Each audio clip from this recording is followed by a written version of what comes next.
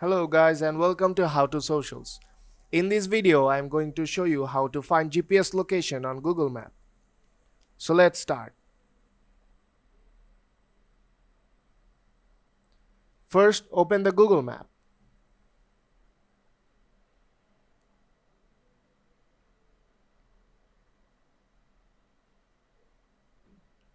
Now let's look for a location.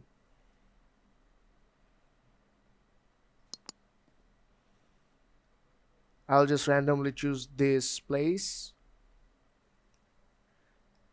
and I'll tap on name of the place.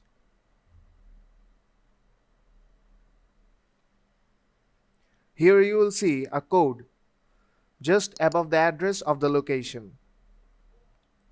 Just tap on the code to copy it.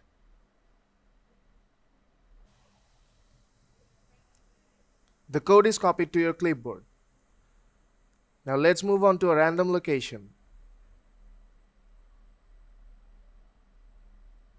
and paste that code in the search bar. And we'll search, and here you can see that it takes you to the same location.